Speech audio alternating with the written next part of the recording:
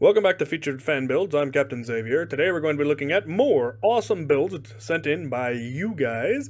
If you'd like to have your build featured, send me pictures at captain.xavier.fanbuilds@gmail.com. Try to get, good pictures. It's a build you're proud of.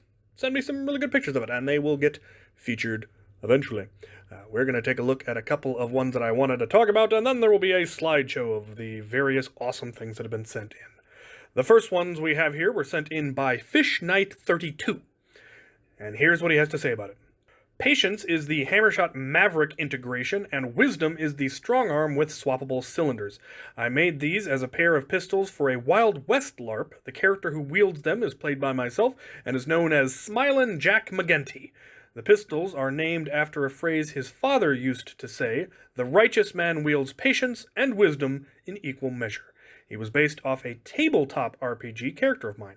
And these are just lovely. The integration work was really quite excellent, and then the added filigree and the paint job and all of that, absolutely fantastic. And I also really appreciate that despite the realistic look on all of them, he went ahead and kept the orange tips. That's just a nice touch, in my opinion.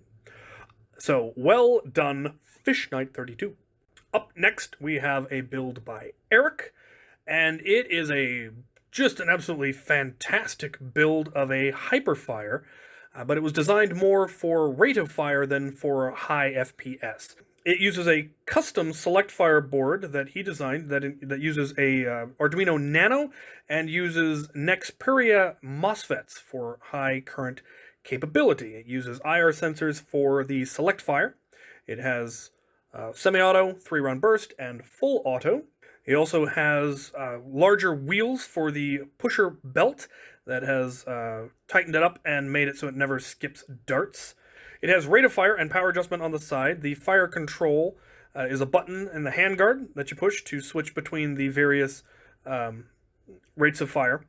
The battery housing is in the front section. And one of my favorite features is that it is, in fact, a single trigger to fire. The rev trigger has been converted into a grip safety, essentially.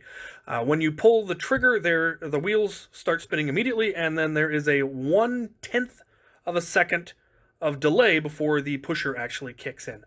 Unless you had pulled the trigger less than a second ago. So if he has it set for single fire, and he rapidly pulls the trigger, it doesn't delay if the wheels are essentially still spinning. So it doesn't have another tenth of a second delay if the wheels were essentially already spinning, which is a really cool feature that I'm not sure I've heard of anybody integrating before, utilizing. That is a really neat feature.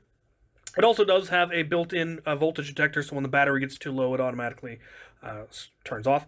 And he does have a USB port in the grip so that he can easily reprogram it if necessary. So that's a really neat feature. I might have to integrate that into my smart gun, actually, because right now I kind of have to tear it apart to get in and work on it. So, also, the cosmetic work. He has obviously done some work on the grip and a number of other things, and I think it looks absolutely fantastic. And the amount of internal design and customization is actually really, really cool. So I think that is an excellent job by Eric. He does have a YouTube channel.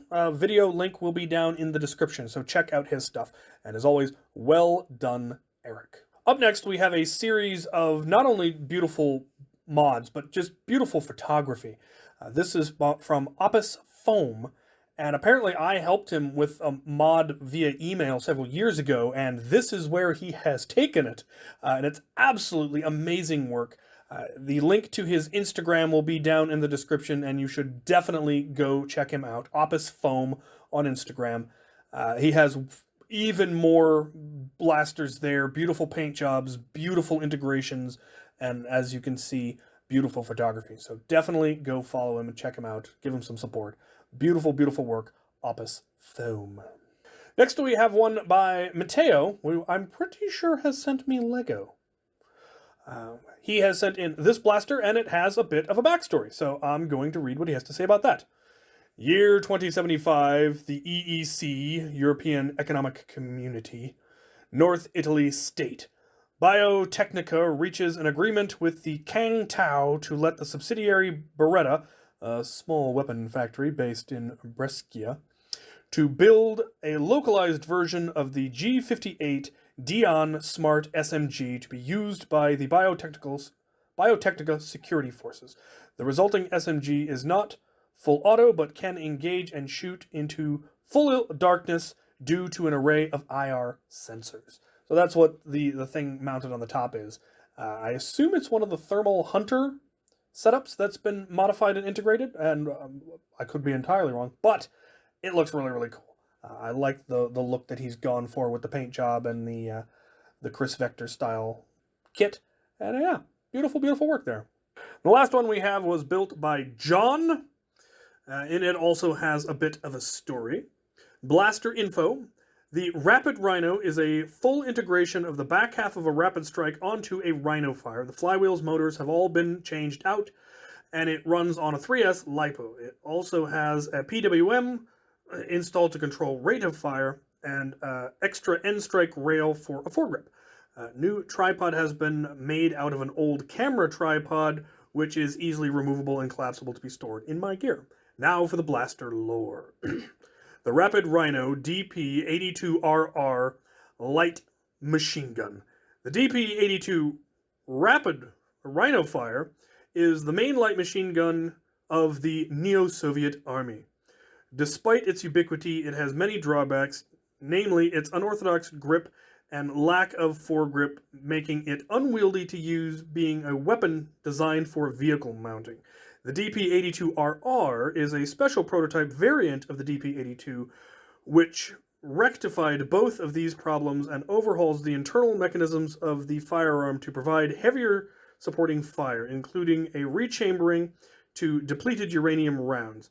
Its main drawback is that its increased weight over the DP82, the stock and overhauled internals, adding to substantial amount of weight to the LMG.